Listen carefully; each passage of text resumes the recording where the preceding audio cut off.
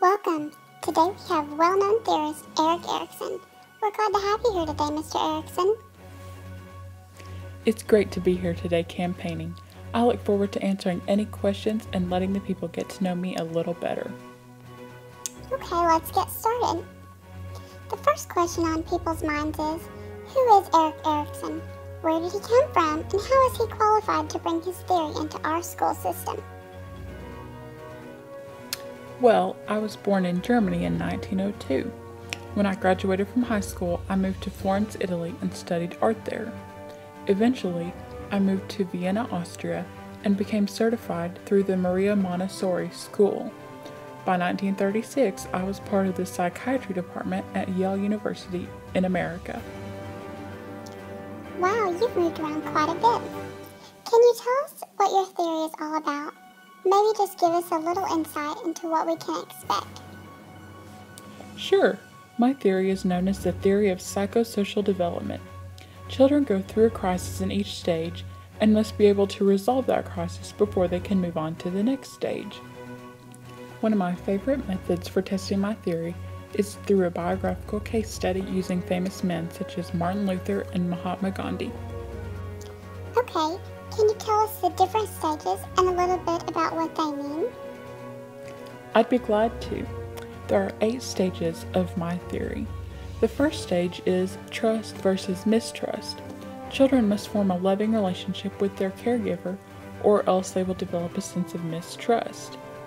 The second stage is autonomy versus shame or doubt. These are energies that are focused towards the development of physical skills. A child learns control but may develop shame if not handled well. This stage is where children must learn to rely on themselves for certain activities. In the third stage, initiative versus guilt, the child continues to be more assertive and take more initiative, but may be too forceful, which can lead to guilt. In the fourth stage, industry versus inferiority, children must deal with certain demands to learn new skills or risk a sense of failure.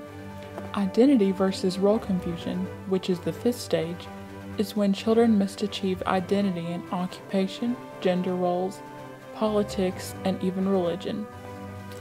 The 6th, 7th, and 8th stages, which are intimacy versus isolation, generativity versus stagnation, and ego integrity versus despair, are all dealt with after a child has finished high school. Wow, thank you for giving that description in so much detail. Another question that we all have is, how does your theory relate to the elementary classroom? My theory can be used in the elementary classroom for many scenarios. When students are in the initiative stage, which is kindergarten to first grade, teachers should allow limited choices that will set students up for success. Teachers should encourage make-believe and be accepting of mistakes.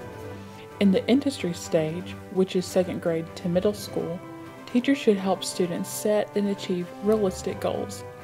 They should provide opportunities for students to be independent. During high school, when students are in the identity stage, it is important to supply a variety of role models. Teachers should also strive to find resources to help solve problems and give students realistic feedback about themselves. Some of your critics of your theory say that you were a little vague about the causes of development. Some have asked, how can one adequately resolve the crisis in one stage and move on to the next? Critics also would like an explanation of how the outcome of one stage influences the personality at a later stage. Do you have any pros that could outweigh these cons? Probably the best thing about my theory is the ability to tie together significant psychosocial growth across the entire lifespan. I think in this case, the good outweighs the bad. I agree. Thank you so much for coming by today and answering some questions. We look forward to seeing the outcome of this campaign among the theorists. Thank you at home for watching, and I'll see you tomorrow evening for the 6 o'clock news.